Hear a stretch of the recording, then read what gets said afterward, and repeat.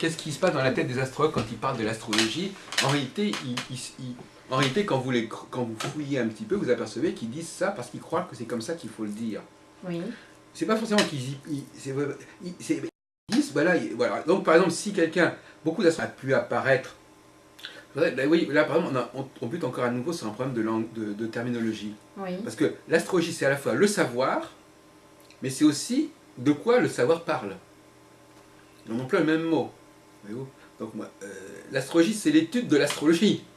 Et vous voyez, comme la psychologie, l'étude de la psychologie. Donc en français, on a un problème parce qu'on ne sait pas si on parle de l'objet ou du sujet. Donc on va distinguer l'objet astrologique et l'astrologie sujet, c'est-à-dire l'astrologie qui est censée parler de l'objet. Oui. Alors, à partir de ce moment-là, alors, pour beaucoup d'astrologues, l'objet astrologique se perd dans est presque primordial. Enfin, je veux dire on est dans une sorte, ça fait partie inhérente de l'univers, de la réalité universelle, de tout, en fait, tout ce que vous disiez tout à l'heure, les quasars, je veux dire, on voudrait que l'astrologie s'origine dans cette espèce de Big Bang à la limite. On va dire que il y aurait même pas, elle serait vraiment née au tout début du commencement du commencement. Il y a une espèce de fantasme comme ça, d'une sorte d'hyper-origine de l'astrologie en tant qu'objet. Bon. Alors quand on leur dit que l'astrologie en tant qu'objet peut avoir quelque chose de beaucoup plus tardif, alors là souvent les gens décrochent. Ils disent mais ça veut dire quoi? Comment ça? Ça veut dire quoi? Bon, parce qu'ils s'imaginent que ce que les hommes font n'a pas de réalité. Ils imaginent que ce que les hommes construisent n'a pas de réalité. Que seule la nature fait des choses qui ont une valeur. Donc il y a une sorte d'anti-humanisme, si vous voulez. C'est-à-dire que l'astrologie est faite par les hommes? Oui, dire que l'astrologie est faite par les hommes, c'est pas sérieux. Voilà, d'accord. C'est pas sérieux de dire ça. Donc on va pas le dire. Oui. Donc on va dire que si l'astrologie est faite par l'univers, là c'est sérieux. Donc la thèse actuelle, on a donc ces gens-là, enfin, bon, alors on va parler d'archétype. De toute façon, 90% des astrologues, il n'y en a quasiment aucun qui est disposé à dire que l'astrologie aurait pu être déterminée par une volonté des hommes de donner à certaines structures cosmiques, numériques dans le cosmos une certaine importance et de se conformer à cette structure numérique. Ça c'est le discours qui est interdit. Il est interdit parce que pour eux, dire ça c'est suicidaire. Parce que pour eux, dire ça c'est enlever à l'astrologie un quelconque substrat scientifique. Voyez-vous ? C'est-à-dire qu'ils n'ont pas les outils épistémologiques et intellectuels pour comprendre que ça aussi, ça peut se dire. Et que ça aussi, c'est pas forcément aberrant et que c'est pas forcément quelque chose qui va se retourner contre l'astrologie. Inscrire l'astrologie dans l'histoire des sciences sociales, des sciences politiques, des sciences juridiques, n'est pas forcément quelque chose qui va se retourner contre l'astrologie ou qui va déshonorer l'astrologie. Mais alors maintenant, pourquoi ce refus? Et ça, l'explication, elle est très simple. Parce que, d'une certaine manière,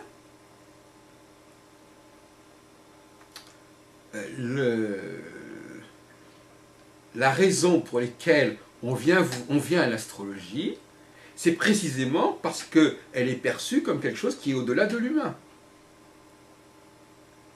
C'est-à-dire qu'elle est perçue comme quelque chose qui est de l'ordre du cosmos. C'est-à-dire qu'en fin de compte, la motivation de 95% des gens qui viennent à l'astrologie, c'est justement qu'elle n'est pas humaine. Je ne sais pas. Non, mais qu'elle n'est pas humaine, c'est-à-dire qu'elle n'est pas, elle traite de l'humain, bien entendu, mais elle met l'humain,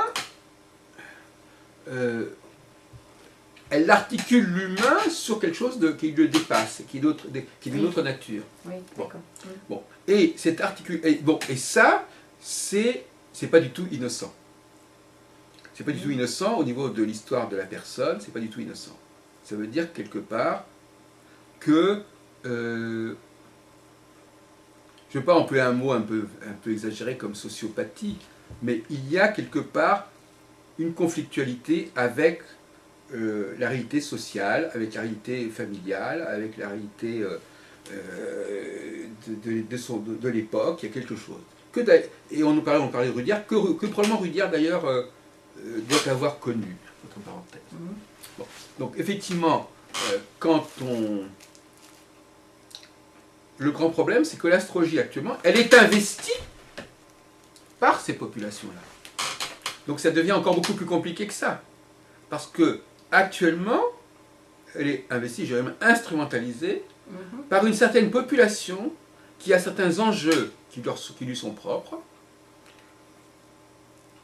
Et par conséquent, elle est appropriée par cette population. Donc le véritable enjeu, c'est d'enlever l'astrologie à cette population pour la donner à une autre population, qui est la population normale. En fait, je veux dire, c'est-à-dire qu'en fin de compte, le problème, c'est qu'elle est devenue la chose, elle est devenue la chose de cette population qui a des comptes particuliers à régler et qui voit dans l'astrologie un moyen de dépasser certains problèmes, de ne pas toucher à certains problèmes, etc. Et donc, par conséquent, Mais pour ça, il faut que l'autre partie de la population soit intéressée, et qu'elle y aille. Et bien voilà. Voilà. Eh bien, c'est bien ça qu'on est dans. Susciter l'intérêt de cette partie de la population. Eh bien, vous avez tout à fait compris, Sylvie Imberdis. Mais pourquoi est-ce que je ne comprendrais pas? Non, mais vous avez tout à fait compris que c'est ça, en effet, l'enjeu de la chose. C'est qu'effectivement, et c'est c'est plus le rôle de la consultation que de l'enseignement, parce que les gens qui veulent apprendre l'astrologie, ils s'en font une idée extrêmement précise de l'astrologie. Et je dirais même qu'ils ils savent déjà ce qu'ils veulent qu'on leur apprenne, à la limite. Ils viennent pour apprendre certaines choses, ils vont presque dire au professeur, voilà ce que je veux que vous nous appreniez. Bon, donc ces gens-là, évidemment, c'est pas tout à fait idéal. Bon, dans le domaine de... Bon, c'est vrai que je voudrais sortir de ce ghetto, en effet, et m'adresser à des gens qui, a priori, ne se seraient pas intéressés à l'astrologie. Vous savez, malheureusement, chère madame, quand une discipline est récupérée par un certain milieu social, eh bien, après, les gens qui ne sont pas partis de ce milieu social, ils ne veulent pas y entrer. Ça fait un repoussoir. Voyez-vous, on a donné tout à l'heure l'exemple de ces amphithéâtres où il y a 90% de femmes. Ça fait repoussoir. Voyez-vous. Donc, à un moment donné, le système se ferme sur lui-même, carrément. Parce que, bon, alors ça pose un autre problème qui est assez délicat, c'est qu'effectivement, les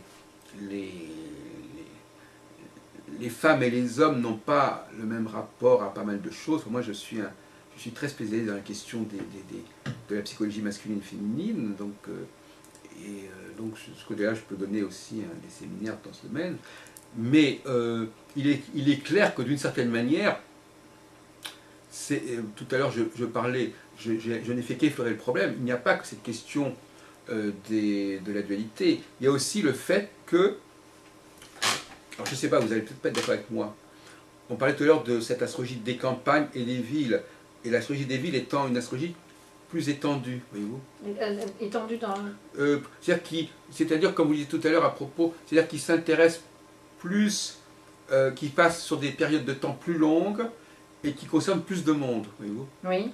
Et non pas une personne sur un truc limité. Bon. Une astrologie qui n'est pas faite que pour une personne donnée à un moment donné. Bon. Alors, d'une certaine manière, le temps féminin n'est probablement pas le temps masculin. Alors ça, c'est un autre sujet. C'est-à-dire que généralement, on a abordé jusqu'à présent la question du masculin et féminin. On n'a pas abordé la question féminine dans le rapport au temps. Oui. Bon. C'est là que les études dans ce domaine-là n'ont pas beaucoup avancé. On a cherché dans d'autres domaines, mais pas là. Bon. Or, c'est là que la question se pose, c'est qu'effectivement, une astrologie, si on admet, par hypothèse, que l'instant que les femmes, et là aussi, bon, alors, depuis quand les femmes sont-elles des femmes? On pourrait remonter, là aussi, bon, on ne va pas aborder tous ces problèmes. Mais en tout cas, les femmes sont aujourd'hui comme ça, et depuis fort longtemps, quelque part, elles ont gardé une conception, elles sont les gardiennes d'un temps qui n'est pas celui de l'astrologie. C'est-à-dire ce fameux temps primordial qui était un espace-temps qui était extrêmement ponctuel. Donc elles ont gardé cet instinct de la ponctualité, de l'instant, du moment, de l'individu, et effectivement, quelque part, la nouvelle idée du temps qui s'est constituée à ce moment-là, et qui propose une autre conception du temps, leur est un petit peu étrangère ou problématique. Donc, l'astrologie correspondrait à un état, l'astrologie sujet, pas objet. L'astrologie correspondrait à un état beaucoup plus tardif, et d'une certaine manière, là on est dans... Bon, tout se passerait comme si on voulait ramener cette astrologie qui avait élaboré des concepts de temps tout à fait nouveaux, avec des périodes de temps et des espaces tout à fait nouveaux, on voudrait la ramener à un état antérieur. D'où la guerre entre les mondialistes qui étudient les cycles et puis les astrologues qui étudient le thème individuel, etc. Donc il y a là quelque chose qui... C'est un clivage qui est extrêmement ancien, puisque ça correspond en fin de compte à deux temps de l'astrologie complètement différents. On voit bien d'ailleurs, le temps n'est pas le même. Donc effectivement, quand un astrologue par exemple vous dit « je vais dresser le thème de telle personne à tel moment », il est dans cette astrologie de l'instant. Or, l'astrologie dont moi je parle en tout cas, c'est pas du tout une astrologie de l'instant. Il ne me viendrait même pas à l'esprit de faire le thème d'un instant donné, ou d'une personne donnée. Moi ce qui m'intéresse c'est de faire le thème d'étudier une période qui inclut un grand nombre de personnes, et donc voyez-vous, donc là c'est des structures mentales les gens arrivent à l'astrologie avec leur structure mentale, et ils accrochent dans l'astrologie ce qui fait écho à la structure mentale. Mais l'astrologie, les intérêts supérieurs de l'astrologie, qui sont justement le maintien de ce modèle avec une temporalité et une spatio-temporalité amplifiée, c'est quand même ça qui est la mission principale des gardiens de l'astrologie. Même si l'autre astrologie, elle a été détrônée en certaine mesure. Elle a été détrônée, puisqu'on est passé d'un temps de quelques jours ou de quelques mois à un temps de plusieurs années, etc. Donc si vous voulez, c'est pas le même temps, mais l'astrologie, c'est ça l'astrologie. Alors maintenant, il y a des formes d'astrologie, quand on a dit tout à l'heure qu'elles étaient notamment dans le domaine médical, parce que dans le domaine médical, quand l'individu est malade, il revient, il régresse d'une certaine manière. Si moi je suis malade, je ne suis plus un être universel, je ne suis plus un être comme ça, intemporel. Je suis quelqu'un qui est malade à ce moment-là, qui a mal quelque part, qui a une particularité, etc. Donc la maladie me fait régresser à un état antérieur de l'humanité, d'une certaine manière. Un état où je vais me poser des tas de questions sur moi, sur ma vie, sur ce que je suis, etc. On se singularise et bon, c'est une période particulière, la maladie. Bon, alors effectivement, c'est vrai que, c'est pour ça que je dis, l'astrologie ne peut pas s'engager, elle ne doit se contenter de fournir des modèles à différentes professions, mais elle n'a pas à être marquée de façon indélébile par ce que ces professions en font. Il faut qu'elle garde sa structure fondamentale, voyez-vous. Oui, mais vous êtes un gardien de l'astrologie. Oui, voilà. Tout le monde ne peut pas l'être. Voilà, mais je crois que vous êtes un peu fatigué là, vous pensez que ça... Oui, je commence à être un petit peu fatiguée, mais je suis enchantée parce que vous m'ouvrez de très grands horizons. Non, mais je voudrais quand même que l'on revienne un petit peu sur vos activités, n'est-ce pas? Oui. Parce que là, on a fait une parenthèse, mais j'aimerais bien que vous nous disiez un certain nombre de choses que vous avez à nous dire. Je vais plus rien avoir à dire là, parce que... mais on va faire une... Non, mais si, on va peut-être on va peut-être changer le montage du film, etc. Donc il n'y a pas de problème. Donc s'il y a des choses puisque je suis venu et que vous avez reçu, et s'il y a des choses que vous voulez que nous abordions, oui, non mais... Vous savez, sur la télévision, il y a beaucoup de choses qui sont dites, c'est pas ça qui empêche les gens de s'exprimer comme ils le sentent. Bon, effectivement, vous avez été très aimable, on a abordé d'autres aspects que ceux qui vous intéressaient au départ, mais c'est pas une raison pour ne pas... Donc je vais vous reposer un certain nombre de questions, disons dans les 10 prochaines minutes, de façon à ce que j'ai le sentiment moi-même que vous avez pu... que j'ai pu vous donner l'occasion de vous exprimer. Cela dit, même la discussion que nous avons eue vous a permis de vous exprimer. C'est-à-dire que les gens voient que vous êtes une femme intelligente. Enfin, je veux dire, ça vous a mis en valeur aussi, de certaine manière. Mais pas au niveau du contenu de votre enseignement. Si vous voulez. Mais enfin, je pense que les gens bon, je crois que c'est quand même une image aussi positive. Mais enfin, c'est vrai qu'au niveau c'est le problème de la tête bien faite, tête bien pleine. Il y a des moments où il faut montrer qu'on a une tête bien faite, mais il faut aussi montrer du contenu. Donc effectivement, donc vous nous parliez donc d'astrologie maya. Bon, là, bon, donc effectivement, d'après ce que j'ai compris, cette astrologie maya, elle vous a séduite parce que, alors, bon, bien que sur tous les sujets on pourrait discuter, c'est vrai que les différentes fonctions dont vous m'avez parlé, là, il y a une typologie dans l'astrologie maya. C'est-à-dire que c'est une typologie, il y a quand même des... Par exemple, vous disiez tout à l'heure, ce monsieur-là, il a plutôt une mission pour faire quelque chose, donc il faut l'aider à faire cette chose. Voilà, c'est pas une typologie du tout occidentale. Ah non. Donc c'est assez difficile d'en parler parce que ça ressemble un petit peu à une société où les gens, qui n'est pas moderne en fait, selon ce qu'on conçoit nous. Un peu une société de caste peut-être. Voilà, c'est ça, où chacun a son rôle à tenir, oui. et qui est déterminé par son jour de naissance. Oui. Voilà. Et ça peut paraître un petit peu, pour nous, comme en caste, si on est un intouchable, comme en Inde, voilà. Et pourtant, ça peut être très bien vécu. Parce qu'il n'y a pas d'équivalent d'intouchable, ça n'existe pas chez les Mayas, en tout cas je n'en ai pas connaissance, mais ce qui est intéressant c'est qu'ils sont en interaction les uns avec les autres tout le temps, et que je trouve... Ils se soucient que l'autre joue son rôle. En fait. Oui, et qu'ils sont... pas simplement que moi je joue mon rôle, il faut attendre, il faut que l'autre fasse ce qu'il a à faire. Et s'il ne le fait pas, il va montrer quelque chose. Tout est déséquilibré. Oui, voilà, c'est ça. Hein, donc, il y a une notion qui pour moi est rafraîchissante de se remettre dans un contexte, collectif, ce qu'on a beaucoup perdu, nous, oui. surtout en France, par rapport à d'autres pays d'Europe qui sont beaucoup moins individualistes que nous. Hein.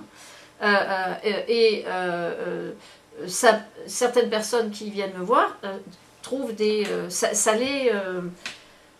comment dire, plutôt que de leur parler de leur thème, puisque moi je travaille avec un thème natal, hein, donc voilà, plutôt que de leur parler de leur thème, que d'avoir on va dire le spot sur eux, et ça leur permet d'élargir un petit peu et de trouver quelquefois un sens. Mais ce que je n'arrive pas à très bien comprendre, c'est quelles sont les personnes, donc par exemple, ces gens-là, il faudrait qu'ils appartiennent à un groupe quelconque pour que ça fonctionne. On appartient tous à un groupe. Oui, c'est ça. Donc, on est dans une famille. Donc, alors, dans une famille, alors... on est dans une entreprise. Alors, imaginons par exemple que dans une famille, il y a des gens qui aient le même... Enfin, je dis peut-être, comme je ne connais pas bien il n'y a pas forcément toute la diversité dans une famille des possibilités. Ah ben non, il n'y a pas 260... Donc, donc s'il manque dans la famille ou dans l'entreprise certaines de ces possibilités majeures, même si on est sur 260, même si on reste à des types fondamentaux, ils ne sont pas tous représentés. Non, mais ce n'est pas possible. Donc c'est la question que je me pose, c'est comment on applique ce que vous dites? Parce que, par exemple, dans le thème Maya, je suis manique 4, c'est-à-dire cerf 4. 4, c'est comme en numérologie, hein, c'est la base, la structure, le carré, voilà. Et le cerf, c'est celui qui structure. Donc je suis 2 fois... bon, et ça correspond, alors les analogies avec mon thème occidental sont hallucinantes. Bon, voilà. Hein. Eh bien, quel que soit l'endroit où je suis, même s'il n'y a pas les 259 autres possibilités, ma fonction c'est de structurer. Oui. C'est tout. Voilà. Et si je ne suis pas reconnue dans cette fonction, je ne peux pas la remplir. Non. Donc il y a quelque chose qui ne va pas. Oui. Et on n'a pas besoin d'avoir les 259 autres possibilités. Oui, mais il faut aussi que les autres facteurs, il faut aussi que les autres fonctions existent aussi. Parce qu'elles font pendant, elles équilibrent. Elles équilibrent. Est-ce que ça veut dire qu'il faudrait par exemple faire venir quelqu'un qu'il y aurait telle autre catégorie, de l'autre catégorie dans le groupe en question. Après, ce n'est pas aussi... Enfin, c'est comme dans chaque être humain a de multiples possibilités et de multiples facettes et des particularités. Je peux être très structuré dans certains domaines et pas du tout dans d'autres. Oui. Voilà. Et les autres, c'est pareil. Donc, on peut retrouver de la même manière que... Moi, je dis, alors vous pouvez être d'accord ou pas, hein, parce que forcément, vous avez une...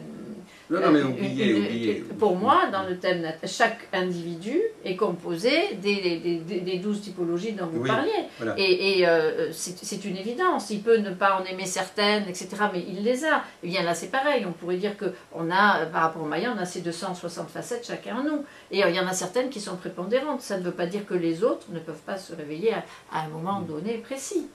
Oui, si vous voulez, comme on l'a dit tout à l'heure, ce qui me gêne dans cette façon de présenter les choses, c'est que justement, on est dans une typologie non pas du temps, mais de l'espace.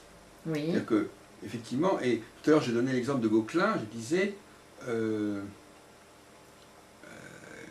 il est possible que ces types, bon, alors, les castes dont vous parlez, elles existent effectivement. Oui, mais c'est pas le terme qui convient. Non, mais je veux dire que, on sait très bien qu'il y a des sociétés sociétés qui sont organisées comme ça et que les professions, ça existe aussi. On va dire que nos sociétés...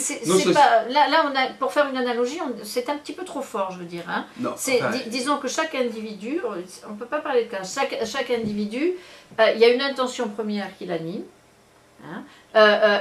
Ensuite, il va tout de suite voir où il se trouve. Et quand il n'est pas sur sa fonction, il ne se sent pas bien. C'est ça. Oui, mais moi, ce qui m'intéresse, c'est pourquoi est-ce qu'on passe du temps à l'espace. C'est ça qui m'intéresse. Qu'est-ce qui amène à... apparemment, il y a des personnes qui sont plus à leur aise dans l'espace que dans le temps. Mais est-ce que l'on peut réellement dissocier les deux? Parce que l'espace, c'est la présence, l'espace, voyez-vous. Là, par exemple, vous avez des objets... on les voit. Oui. Bon, on les voit en même temps et le temps, c'est quelque chose qui est beaucoup plus abstrait, de certaine manière. Hein. C'est beaucoup plus facile de dire qu'il y a une série d'objets qu'une succession d'objets. Mm-hmm. Hein, une série, d'ailleurs le mot série a plusieurs sens, mais une série d'objets, bon, mais il y a une succession d'objets. Alors par exemple, si je vous dis dans quel ordre ces objets vont se suivre, là ça devient beaucoup plus compliqué. Qu'ils soient là, oui, mais est-ce qu'ils se suivent dans un ordre? Je vais vous dire tout de suite là, pour parler de l'astrologie maya, je ne suis pas compétente sur ce terrain. Je ne suis pas compétente parce que je ne suis pas maya et parce que je n'ai pas comment dire. Non, mais peut-être que ça les intéresse pas. La base culturelle, oui, qui fait que, je vous ai parlé de chamanisme tout à l'heure, et il est très important de voir que le rapport des gens qui vivent le chamanisme à la nature, aux autres, est excessivement différent de celui que nous connaissons. Alors justement, à propos de l'astrologie maya, qu'est-ce que vous pensez donc, parce qu'on ne peut pas ne pas vous en parler, est-ce que c'est sérieux ces interprétations du calendrier maya par rapport à l'année 2012, enfin, est-ce que vous avez eu le temps de vous y intéresser? Quand même, oui. Alors, est-ce que vous pouvez quand même nous dire votre avis à ce sujet? Bien, mon avis, c'est celui de beaucoup d'autres personnes. Il y a eu une grande avancée du calendrier maya quand on a réussi à faire coïncider le calendrier maya avec le calendrier grégorien. Mais il y a eu tellement de changements, on va dire, d'adaptation avec les calendriers qu'on ne peut pas être sûr exactement au jour près. Ah oui, c'est ça. Donc, il y a plusieurs conseils des anciens, même chez les Mayas, mais un qui est vraiment très très important, dit que c'est sûr qu'on est à la fin du calendrier Maya. Il y a d'ailleurs deux dates qui circulent.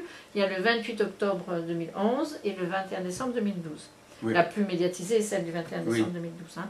Mais il y a Carl John Kalman, qui est un Suédois, qui a fait des travaux très très intéressants sur ça, et certains de ses livres viennent d'être traduits en français, enfin, qui explique que lui, il explique pourquoi il a changé les dates, etc. C'est le 28 octobre 2011, mais même comme ça, ces anciens Mayas disent que nous, occidentaux, nous ne savons pas lire le calendrier maya, qu'on est à la fin, c'est sûr, mais que la fenêtre peut être ouverte jusqu'en 2015, et que de toute façon, c'est la fin d'un temps, ce n'est pas la fin des temps, ce n'est pas du tout apocalyptique. Hein. Le calendrier maya est un calendrier de la conscience, ce n'est pas un calendrier du temps.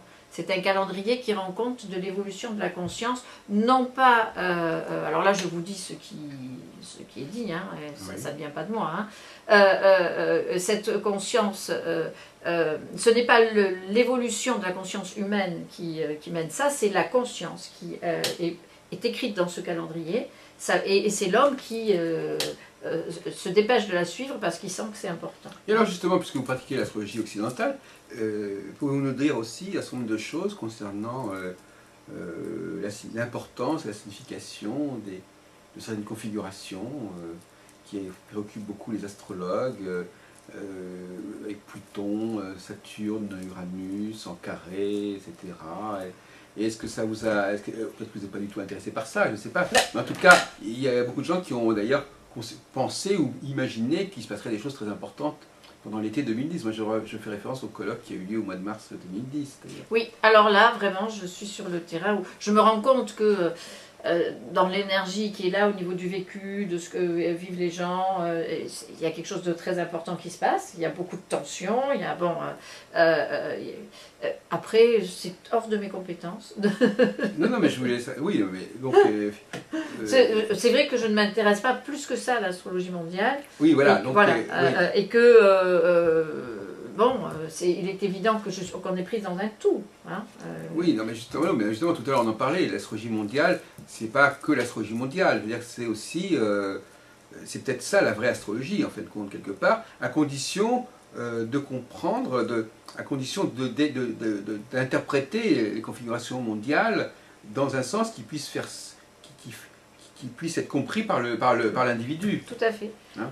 Il faut adapter l'astrologie mondiale au niveau de l'individu. Voilà, je ne le formule pas au niveau de l'astrologie mondiale et comment dire oui, non, je n'ai rien à vous dire là-dessus. Il y a des gens mais compétents ce qui veut dire que moi ça ne joue pas un rôle. Parce que tout à l'heure, je crois que vous m'aviez dit que quand vous interprétez un thème astral, vous teniez compte quand même de certaines configurations collectives ou mondiales. On ne peut pas faire donc autrement. vous voyez bien que c'est pas complètement. Oui, c'est pas complètement, mais absent de votre travail. Ce n'est pas absent de mon travail et néanmoins, je sens bien que au niveau de la planète, nous sommes pris dans des grands courants effectivement qu'on peut expliquer avec la position des planètes. Après, moi, il y a quelque chose qui me dérange un petit peu, mais ça c'est individuel, c'est qu'on est tout le temps les yeux fixés sur les pays dits les plus importants, comme les États-Unis, l'Europe, la Russie, enfin, oui. Voilà, et que les mêmes configurations mondiales vont déclencher des choses qui peuvent être tout aussi traumatiques, importantes dans d'autres populations, en Afrique, et sur lesquelles on met rarement l'accent. Donc je suis au niveau je suis un petit peu... Donc vous ne voyez pas de raison, parce qu'il y a beaucoup de gens justement qui ne voyez pas de raison que certaines configurations ne jouent que sur certains pays. Absolument. Elle devrait jouer sur tout le monde. Elle joue sur tout le monde. Simplement, on a c'est les médias, on est focalisé sur les grandes puissances. Oui, mais par exemple l'autre jour, je crois que c'était cet après-midi, il y a une dame qui est venue de Perpignan et qui me disait que d'après le signe, où se trouvait la planète, ça avait affecté tel pays, par exemple. Voyez. Pourquoi pas? Mais ça, pour moi, c'est une convention. On dit que telle planète régit tel pays. Ça, oui. Ben oui, mais tel signe, voilà, parce que par rapport à la constitution, au régime politique, au changement, oui, pourquoi pas, bien sûr, c'est intéressant, mais... Non, mais il y a quand même un débat intéressant, effectivement. Pourquoi vouloir que les astres naviguent que sur un certain pays? Pourquoi ils n'agiraient pas sur l'ensemble des pays? Mais c'est vrai aussi qu'il y a une tendance dans ce sens. Même André Barbeau, par exemple, vous savez que quand il a fait sa prévision sur la Russie, bon, c'était la Russie. Bon, donc effectivement, est-ce que c'est pas une fausse piste que de laisser croire que les astres vont nous dire dans quel pays les choses vont se passer? Il y a quand même... Moi, je serais d'accord avec vous de considérer que ça n'est pas acceptable. Voilà, il y a quand même certains astrologues très très célèbres, très médiatisés, qui ont fait des prédictions qui n'ont pas beaucoup servi l'astrologie parce qu'elles ne se sont pas réalisées. Oui. Donc c'est... pour moi, l'astrologie ne sert pas à ça. Oui, justement, voilà. J'étais en train de penser de vous relancer là-dessus. parce que là, vous entendez, c'est vrai que là aussi, il y a une vraie polémique, vous savez, entre les astropsychologues. D'ailleurs, à la Fédération des astrologues, vous le savez qu'elle existe aussi, puisqu'ils se sont brouillés avec André Barbeau, etc. Donc, effectivement, il y a des gens qui considèrent que les prévisions, c'est contre-productif. En tout cas, en tout cas, ça dessert l'astrologie, qu'il y a trop de possibilités de mettre en évidence les échecs de l'astrologie, et que de l'astrologie, enfin certaines astrologies, de certains astrologues, et d'une certaine astrologie, voilà. Bon, moi je considère que malgré tout, il ne faut pas jeter le bébé avec l'eau du bain, et que la prévision reste quand même la pierre de touche de l'astrologie, beaucoup plus que la psychologie. Enfin bon. Mais la prévision, dans l'expression que j'ai adoptée, c'est-à-dire la toile de fond. Oui. Parce qu'après, qu'il y ait une toile de fond mondiale, générale, pour tel pays, ça je suis d'accord. Oui. Parce qu'après, il peut y avoir des tas... pour moi, les choses ne sont pas écrites à 100%. Donc, mais la prévision, c'est pas forcément dire que les choses sont écrites à 100%. C'est dire que dans l'avenir, il va arriver ceci, là il va y avoir une grande crise. Oui, d'accord, mais c'est pas 100%. Mais souvent, voilà, c'est un écueil dans lequel certains praticiens en astrologie tombent. Parce que maintenant, je vais être très vigilante. Déjà que je ne me définis pas comme astrologue, mais je ne vais plus non plus traiter les autres d'astrologues. Parce que c'est...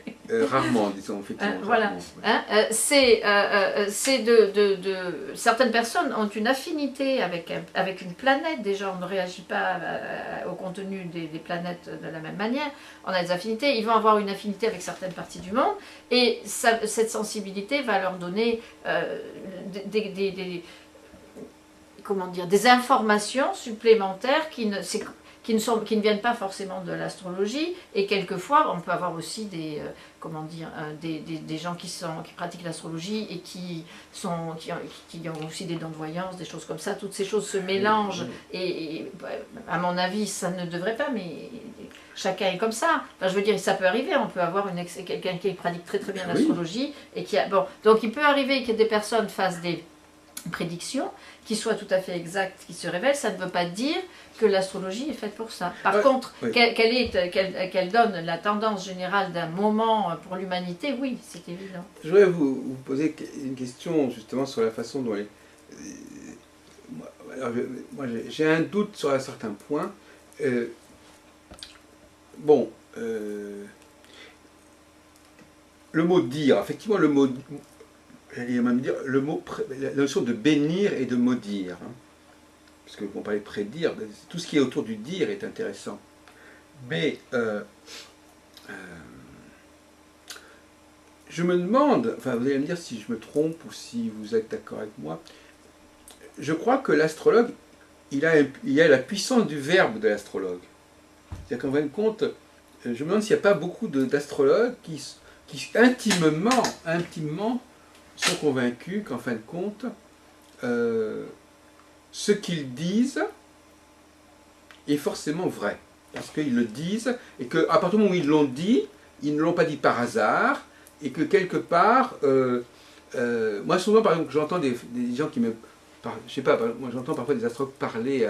C'est vrai qu'on n'a pas beaucoup filmé de consultations, mais parfois, comme ça, par hasard, il y a quelqu'un qui commence à dire un truc. Et souvent, la parole est très autoritaire. C'est-à-dire, vous êtes comme ceci, vous êtes comme cela. Mais pas uniquement l'astrologie. Il y a par exemple des gens, bon, moi je vous donne un exemple, mais des gens qui vous traitent de tous les noms, par exemple, qui vous disent vous êtes comme ceci, vous êtes comme cela. Et en fin de compte, quand vous leur dites... Et en fin de compte, ils ont décidé que vous étiez comme ça. Enfin, ils ont décidé de vous mettre cette chose sur le dos. L'étiquette. Voilà, ils ont décidé ça. Oui. Et je me suis dit, finalement, peut-être que les gens croient que les gens sont ce qu'ils décident qu'ils sont.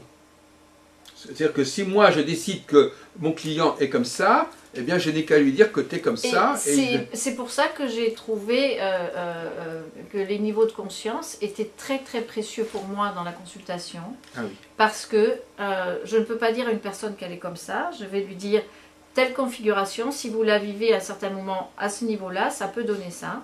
Mais la même peut donner quelque chose de totalement inverse si vous la vivez au niveau de conscience supérieur.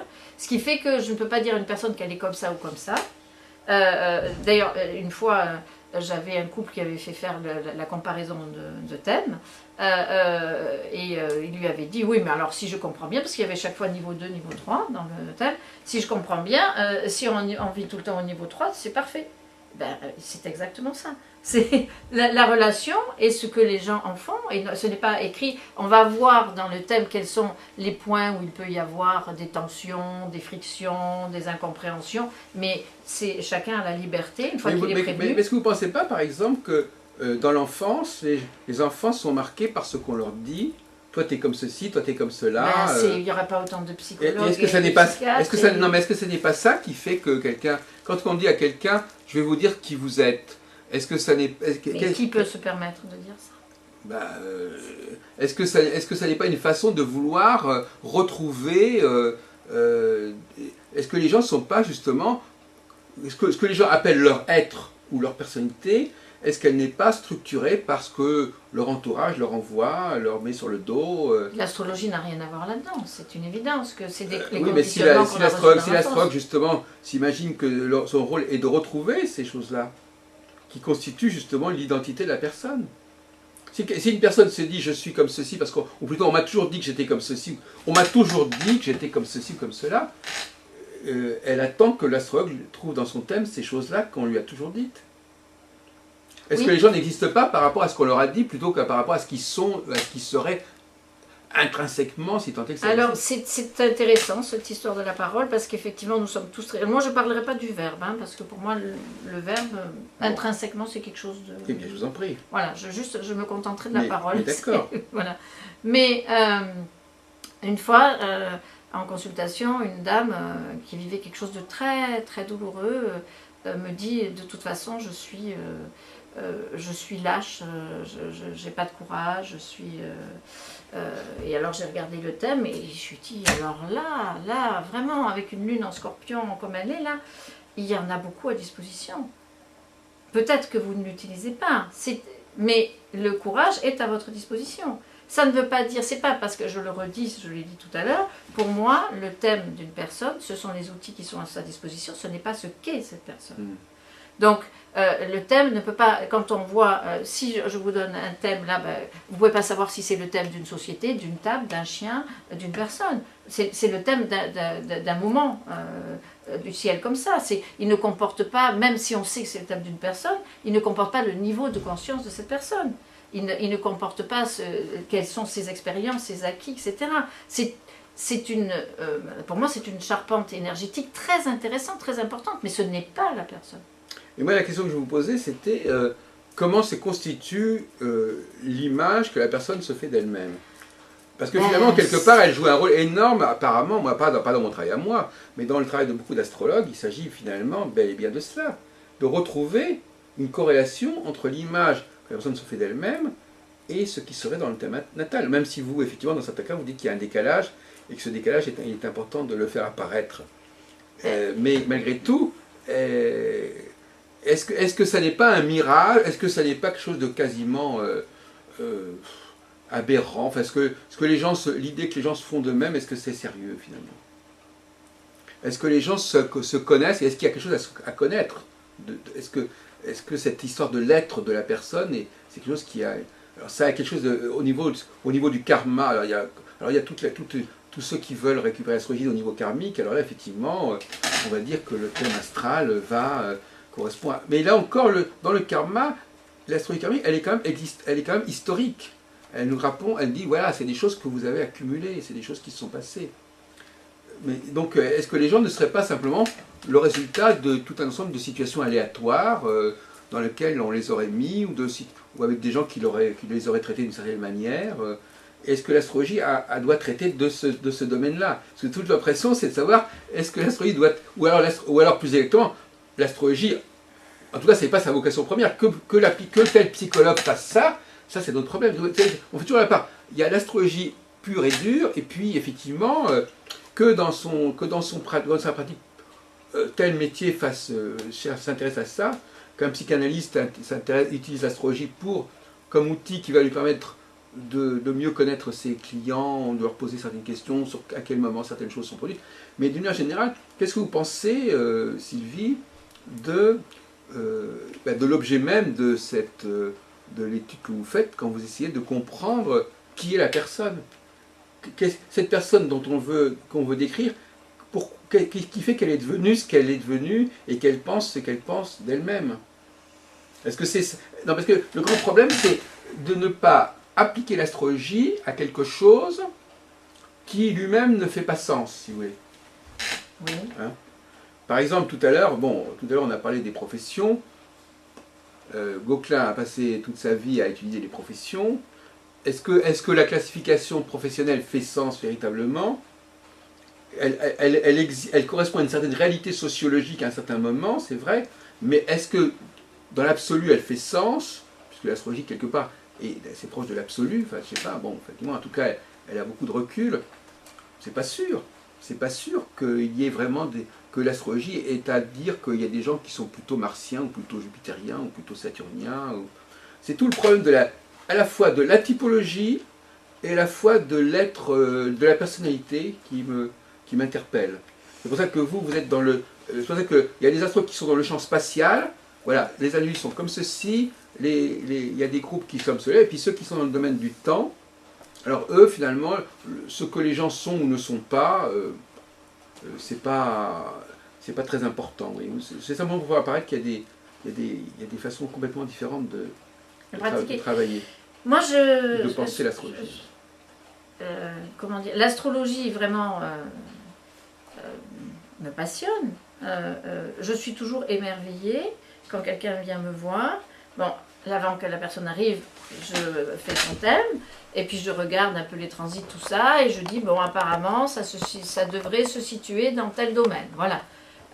Et puis, évidemment, la personne arrive et ça se situe dans tel domaine. Je suis déjà émerveillée. Oui. Voilà. Hein. Et quelqu'un que je n'ai jamais vu, en général, ce sont des messieurs qui me disent ça, qui me disent, vous êtes capable de me dire, de me faire cette proposition sur moi avec ce bout de papier? Avec ce bout de papier, là, vous arrivez... C'est tout, moi je suis sur l'expérience. Oui, oui. Voilà, c'est... disons que nous avons les 12 signes en nous, les planètes, nous avons toutes les possibilités. Au moment où nous sommes nés, parce qu'il y a le thème de naissance, mais il y a le thème de conception aussi. Il y a pas, mais au moment où nous sommes nés, il y a... si on prend l'un, pourquoi ne pas prendre l'autre? Oui, mais moi, ce que je vous répondrai... À un moment donné, il y a des caractéristiques qui sont appuyées. Ça ne veut pas dire que la personne est ça. Ça veut dire que peut-être, quand on lui en parle, ça fait écho et elle dit oui, elle se reconnaît bien dans ses comportements, etc. Ça veut dire qu'effectivement, l'accent est mis pour vivre ça. Mais ça ne veut pas dire qu'elle est condamnée, comme vous le disiez tout à l'heure. On change, on varie. Oui, mais moi, ce qui me gêne dans ce que vous dites, c'est plutôt qui m'amène à penser d'une certaine manière quelque chose, c'est qu'en fin de compte, tout à l'heure on disait, vous savez, il ne faudrait pas que l'astrologie se contente de montrer qu'elle dit les choses que les gens savent déjà. Bon. Bon.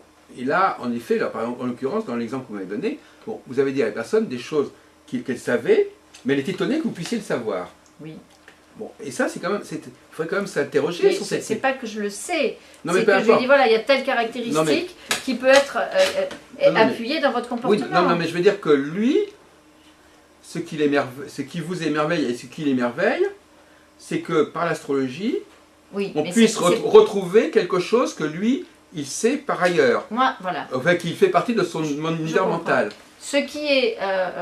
je n'ai pas la réponse à la question que vous posez, parce que je ne suis pas selon votre définition, je ne suis pas une astrologue. Non, mais là, moi, je me pose... Et je n'ai pas, par rapport à la question que vous avez posée tout à l'heure, l'astrologie n'a rien à voir dans la formation des gens, dans la manière dont ils ont été conditionnés par leurs parents, par leur milieu social, mais néanmoins, familial, on etc. peut l'appliquer à ça, apparemment. Mais apparemment, on peut l'appliquer à ça, oui, bien sûr. Et même que c'est comme ça qu'on la validerait, entre guillemets. Non, la valider, non. C'est une application, comme vous le disiez tout à l'heure, c'est une application de l'astrologie qui peut-être, effectivement, arrive à être coupée et à être très loin de la source de l'astrologie. Regardez, par exemple, quelle est la différence pour vous, Madame Imberdis, entre le travail du psychologue et le travail de l'astrologue? Ou le travail et de l'autre côté aussi, c'est-à-dire le travail que la personne qui va voir l'astrologue fait et le travail que le psychologue fait. Est-ce que c'est la même chose? Je ne sais pas si c'est... je me demande si Lise Green n'est pas Oui. hein. Et elle disait dans ses écrits que faire de l'astrologie lui permettait, je crois que c'est elle, mais je ne suis pas sûre, hein.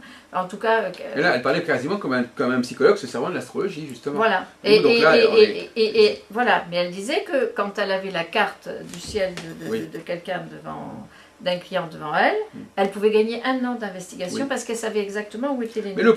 le problème, c'est que, moi je fais une objection à cette idée-là, c'est que la personne qui suit une formation, par exemple quelqu'un qui vous dirait, ah ben oui finalement, avec l'astrologie, on va savoir ce qu'on aurait su au bout d'1 an ou de 2 ans. Moi je répondrais la chose suivante, madame, je répondrais, mais cette personne au bout de 2 ans, elle n'est plus la même que celle du début du traitement. Non, c'est par rapport au nœud d'une problématique. Voilà. Et bien sûr que vous avez raison. Après, comme vous le disiez, chaque personne qui utilise l'astrologie va en faire sa chose, en fait, quelque part. Et va se l'approprier et l'intégrer à ce qu'elle est et à sa pratique. Oui. Enfin, moi, je vous dirais de manière un petit peu provocatrice, de dire que votre émerveillement, il faudrait peut-être le dépasser, cet émerveillement. C'est-à-dire que quelqu'un, à un moment donné, dans l'histoire de son rapport à l'astrologie, moi-même, par exemple, qui fait de l'astrologie depuis 67, je sais pas, que je puisse avoir eu des émerveillements, je l'ai dépassé. C'est possible que ça se soit produit. C'est peut-être possible que pour ça, à un moment donné, j'ai fait de l'astrologie. Mais ça ne va pas me travailler indéfiniment. Et je ne vais pas rester fixé sur cette expérience-là. Mais je ne reste pas fixé sur cette expérience-là, mais j'adore être émerveillée. Oui, c'est ça. Mais je veux dire que là, on s'aperçoit qu'il y a des pesanteurs, et des pesanteurs qui font qu'effectivement, il y a un vécu de la consultation qui est important. Et à ce propos, Sylvie Humbert-Dis, il semblerait aussi que cet émerveillement puisse être mis en perspective, dans votre cas, je ne vais pas vous psychanalyser, mais de cette manière... Ça en prend le chemin. Cet émerveillement, il faudrait le situer par rapport à ce qui se passait avant que vous soyez astrologue, voyez-vous. C'est-à-dire, qu'est-ce que ça vous a apporté, l'astrologie? Quel est le plus que ça vous a apporté? Et peut-être que ça vous a apporté quelque chose... peut-être que justement, vous êtes reconnaissant dans l'astrologie de ce que ça vous a apporté. Et là, je pourrais dire que d'une certaine manière, mais je ne vous vise pas spécialement, je l'ai déjà écrit depuis longtemps, ça peut compenser des manques, si vous voulez. Bon, je m'explique. Oui. Une personne, par exemple, qui a des difficultés relationnelles, qui justement, soit on ne l'écoute pas, par exemple, enfin, on ne l'écoute pas, généralement, elle a beaucoup de mal à savoir qui sont les gens qu'elle rencontre, Oui. et qui, grâce à l'astrologie, va acquérir une maîtrise, à la fois parce qu'on va l'écouter, et en plus elle va dire des choses qui sont pertinentes. Oui. Quelque part, elle va dire, ben voilà, grâce à l'astrologie, j'ai une présence aux autres qui est plus intéressante, plus forte. C'est une proposition que vous faites, oui. C'est une hypothèse que je fais concernant les raisons qui amènent les gens à l'astrologie d'abord, parce que moi je travaille sur pas mal d'autres sujets que l'astrologie, et notamment sur la question des handicaps, par exemple, et des façons de pallier les handicaps, Oui. et des outils et des béquilles, Oui. pour employer un mot qui est assez classique, le mot béquille, Oui. et qui font que parfois on est content qu'un certain manque soit compensé par quelque chose qui vient pallier ce manque.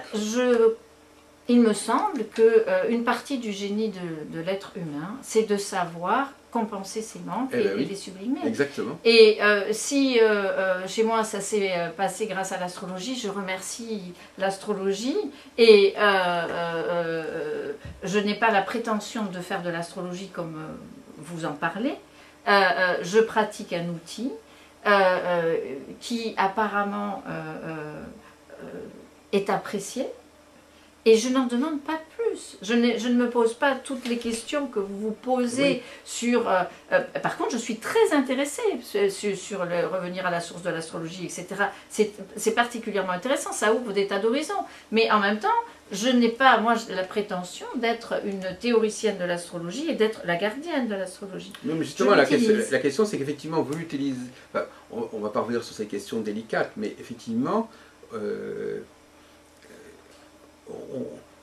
vous appartenez à cette population, donc on a dit qu'elle était un petit peu menacée et peut-être même en voie de disparition, qui est une population qui n'est ni maîtresse des outils qu'elle utilise, c'est-à-dire qui ne conçoit pas, non, je n'ai pas conçu. et qui n'est pas non plus... Ça, oui, je n'ai vraiment pas cette prétention. Non, mais c'est ça, non, mais justement, mais toute la question est là non, aussi. Vraiment. Et qui, d'un autre côté, n'est pas non plus quelqu'un qui peut revendiquer une compétence sur un terrain spécifique autre que l'astrologie. Parce que, sauf dans un domaine précis, c'est qui est vous-même. Alors, c'est ce que j'allais vous dire. Il m'est arrivé de me retrouver dans des endroits où on se présente les uns les autres et où les listes de diplômes des uns et des autres sont impressionnantes. Et c'est vrai que mon école, c'est l'école de la vie. J'ai appris sur le terrain et sur le tas. Oui. Et c'est ma réalité. Voilà, c'est ça. Voilà. Donc effectivement, c'est ça qui ferait... Ce n'est pas parce que je ne suis pas bardée de diplôme mais que j'ai moins de valeur. Non, mais vous avez raison de dire que le praticien doit définir son domaine de compétence. Mon domaine de compétence, c'est l'humain. Oui, non, mais donc c'est pas l'astrologie. Non, mais justement, vous avez raison. Là, je vous l'ai dit, il n'y a pas astrologue. Non, mais justement, je dis qu'effectivement, c'est pour que puisque c'est pas pour vous que je dis ça, c'est par rapport à nos auditeurs, que le domaine de vous êtes, l'astrologie, c'est un outil qu'on applique à un domaine de compétence. Absolument. Bon. On a commencé comme ça, si vous regardez le début. Voilà, donc, je vous dis, pour moi, l'astrologie est un outil. Voilà. C'est très clair dans ma tête. Mais alors, donc, on applique alors, le domaine de compétence, il faut qu'il soit... Bon, alors, le domaine de compétence, alors donc chaque praticien, il faudrait étudier pour chaque praticien quel est son domaine de compétence. Or, beaucoup d'astrologues vont dire, mon domaine de compétence, c'est l'astrologie. Non, mais je fais écho à ce qui se dit. Oui. Il y a une espèce de renversement, c'est-à-dire que ma compétence, c'est l'astrologie. Alors, c'est-à-dire que ce n'est pas le domaine lui-même, c'est l'astrologie. Non, mon outil principal est l'astrologie. Oui, votre outil est l'astrologie, mais il est appliqué à un domaine de compétences qui dépend de chaque praticien. Oui. Alors, si c'est un praticien qui est spécialisé dans le domaine de l'économie, il va appliquer l'astrologie dans son domaine de compétences. Oui, il y a plein de livres. Si, je veux dire, c'est-à-dire qu'effectivement, il faudrait que, c'est l'idée qui me vient en discutant avec vous, il faudrait que toute personne dise, voilà, j'applique l'astrologie à tel domaine de compétences. Voilà. C'est ce que je fais. Non, mais je veux dire que ça ne se fait pas du tout, ça ne se dit pas du tout comme ça. C'est-à-dire qu'il faudrait qu'ils disent, par exemple, Liz Green, son domaine de compétence, c'est la psychologie. Mais elle n'a pas que ça comme domaine de compétence, elle en a plein. C'est sa profession. On ne peut pas réduire les gens à leur profession. Non, mais son domaine de compétence, non, mais sa compétence... Est-ce qu'il est recevable de dire que mon domaine de compétence, c'est l'écoute? En tout cas, c'est la consultation, d'une certaine manière, oui. Oui, voilà. Exactement. Voilà. Même la relation d'aide. Ouais. Non, mais c'est ça, mais effectivement, je crois qu'il y a beaucoup... Si on posait les problèmes comme ça, ce serait beaucoup plus sain. C'est-à-dire, voilà, par exemple, je suis beaucoup d'astrologues, d'ailleurs, ils le disent eux-mêmes, moi je suis là pour aider les gens, etc. Mais le problème, c'est qu'il y a un renversement du discours qui ne va pas. C'est-à-dire qu'effectivement... Mais je ne me sens pas du tout... Non, mais vous n'êtes pas... heureusement, d'autant plus, ça m'est d'autant plus facile d'en parler que vous n'êtes pas concerné. Et puis que les gens devraient prendre modèle sur vous, sur ce point-là. Qu'effectivement... Non, parce que même à la Fédération des astrologues francophones, ils n'ont pas proposé ce que je suis en train de dire. Voyez-vous, ils ont dit qu'il y avait des praticiens d'astrologie, mais c'est très ambigu cette expression. Parce que ça veut dire que ils n'ont pas dit... Ils n'ont pas dit que en réalité, ce n'est pas des praticiens d'astrologie. Ce sont des gens qui sont... Normalement, toute personne ne doit... L'astrologie doit être proposée à des experts dans un domaine ou un autre. Oui. Voilà, donc ce qui est à mettre en avant, c'est expert dans un domaine se servant d'astrologie. Voilà. recourant à l'outil astrologie. Mais, Mais il faudrait déjà que, que ce domaine d'expertise soit un tout petit peu explicité. alors, je comprends votre position de gardien de l'astrologie et de cette pureté de la source, de retour à la source. Mais en même temps, il me semble que vous devriez être satisfait que l'astrologie soit utilisée dans beaucoup de domaines. Mais je ne dis pas le contraire, mais il faut que ce soit précisé, c'est ça que je suis en train de dire. Oui. Parce que ça la fait vivre. Et... Mais attendez, j'ai absolument pas de souci là-dessus. Je dis que on ne peut pas dire je suis astrologue, il faut dire qu'un médecin dise qu'il utilise l'astrologie, pourquoi pas? Mais on est tout à fait d'accord. Mais bon. voilà, donc comme je veux dire, il faut qu'il précise quelle est la compétence. L'astrologie, c'est une mathématique. Donc cette mathématique, on ne peut pas l'employer à vide. Bon, il y a des mathématiciens qui ne font que ça. Bon, mais ça, c'est rarissime. Bon, maintenant, quand quelqu'un n'est pas mathématicien, donc n'est pas capable n'est pas un ingénieur qui est capable de mieux recontrôler, de mieux préciser ce qu'est l'astrologie, bon, à ce moment-là, il se trouve de quelqu'un qui va utiliser l'astrologie, qui va l'appliquer à un domaine de compétence. Mais généralement, les astrologues sont incapables de vous dire quel est leur domaine de compétence. Ils vous disent, mon domaine de compétence, c'est l'astrologie. Ils disent pas, mon domaine de compétence, c'est la vie, c'est la... Voyez-vous, nous invitons les astrologues à définir leur domaine de compétence et de ne pas dire, de ne pas réduire ce domaine de compétence à l'astrologie. L'astrologie ne peut pas être un domaine de compétence en tant que tel. J'entends très bien. Sauf si on est effectivement un chercheur dans ce domaine. Moi, je considère que mon domaine de compétence, c'est l'astrologie. Voilà. Mais si par contre je reçois un client, je dirais, je mets l'astrologie au service de sa compétence à lui. Voilà. C'est pas ma compétence à moi. Mm-hmm. Dans le cas du client, c'est pas moi qui suis compétent. Je suis compétent pour l'astrologie, mais je lui dis, voilà, vous qui vous connaissez, vous qui êtes censé vous connaître, voyons ce que vous pouvez en faire. Voilà. Mais on est tout à fait d'accord. Enfin, je veux dire, on est tout à fait sur la même longueur d'onde. Eh bien, écoutez, à la bonne heure, comme on dit. Hein, et voilà. Donc, je crois qu'effectivement, nous avons pas mal de... Il y a des affinités, effectivement, dans nos propos, effectivement, malgré tout. Et alors, justement, encore un petit paradoxe, l'abstraction me paraît une qualité absolument fondamentale pour deux raisons. Parce qu'elle permet de rapprocher des choses qui semblent se distinguer, Oui. mais elle permet aussi de parler du futur, et là je ferai un petit reproche aussi, de parler du futur de manière abstraite. Mais l'abstraction, c'est pas rien, l'abstraction. Parce que vous avez, quand vous pouvez dire, oui, bon, il y a des gens qui annoncent des choses, et puis ça ne se produit pas. Bon, peut-être qu'ils n'ont pas été assez abstraits. C'est-à-dire qu'ils n'ont pas formulé leur pensée de manière abstraite pour qu'elle puisse s'appliquer dans des... Voilà, donc effectivement. Donc ils n'ont pas été... Donc, par exemple, quelqu'un qui n'est pas assez dans l'abstraction, eh bien, il est handicapé.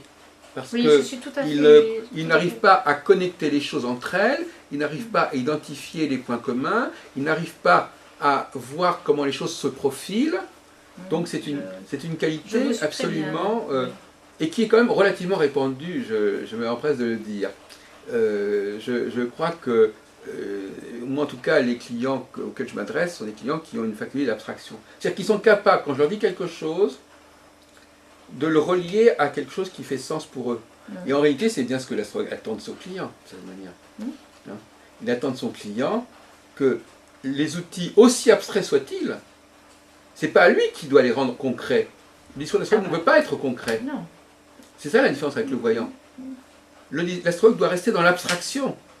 Mais une abstraction qui est suffisamment forte pour que le client ou le spécialiste, immédiatement, la traduise dans des termes concrets. Oui, dans ces termes, voilà, dans sa vie. Mais à partir du moment où l'astrologue veut aller, s'imagine que le client n'est pas assez intelligent pour percevoir ce qu'il dit.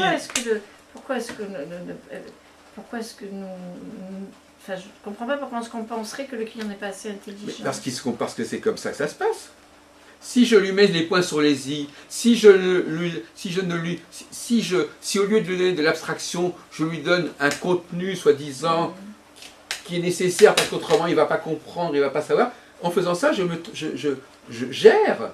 Oui, mais Parce que là, d'abord, je veux dire des bêtises. C'est de l'ingérence dans sa vie, on n'a pas fait. Non, mais en plus, je risque de dire des bêtises. Absolument. Donc l'astrologue doit avoir confiance dans la... C'est pour ça que je dis que l'astrologue doit rester doit se réconcilier avec la notion d'abstraction. L'astrologie est une science abstraite. Mais je vous suis tout à fait. Oui, ça veut dire que c'est une science abstraite qui est en dialectique avec les sciences qui ne le sont pas. Mais elle est fondamentalement abstraite. Et moi, quand je donne des consultations, je suis dans l'abstraction. Et j'attends que mon client, lui, qui n'a pas... et je crois que dans la plupart des cas, c'est ce qui se passe. Donc moi, je suis très optimiste. Je pense qu'en étant optimiste sur la capacité du client de comprendre ce qu'on lui dit, même si on ne le lui dit pas, enfin, de comprendre ce que ça peut vouloir dire pour lui, eh bien ça évite à l'astrologue d'aller trop loin dans ce qu'il va dire. Parce que les astrologues qui ne croient pas en l'abstraction, ils vont se croire obligés de traduire. Ils vont être obligés, ils vont aller trop loin. Ils vont dépasser les bornes. C'est ça. Moi, j'explique à mes clients, dans certains cas, que je suis à la limite de ce que je peux faire avec l'astrologie. Je ne peux pas dire plus. Oui. Moi, je suis à ma limite. Oui. Voilà. Mais il y a une façon de... Je pense que les gens peuvent le comprendre. Mais ils le comprennent très bien, ils viennent me voir d'ailleurs. C'est pas parce que je leur ai dit que j'ai une limite à ma pratique de l'astrologie. Oui, mais la différence, c'est que vous ne leur donnez pas l'outil. Je ne leur donne pas l'outil parce que... mais justement, c'est ça la différence. Je comprends pas que moi, je dis voilà, que... mais là, il me faudrait... non, mais le principe, c'est que si... Il me faudrait un exemple de votre consultation pour voir comment vous donnez... Vous allez le voir, voilà. Et après, j'entends que c'est très intéressant ce que vous faites, parce que vous rendez les gens autonomes. Non, mais quand je ne dis pas que vous deviez donner mon outil, je dis un outil. Hein. Bon, je ne suis pas en train de... Je ne donne pas cet outil, mais peut-être que j'en donne. Oui, c'est ça, mais... alors vous en donnez... Je voudrais leur demander. Vous en donnez d'autres, non, mais vous en donnez certainement parce que vous en donnez certains au niveau de ce qu'on appelle la structuration spatiale. C'est-à-dire que vous leur donnez des outils. Vous savez, la structuration spatiale, elle n'a pas besoin du nombre. Hein?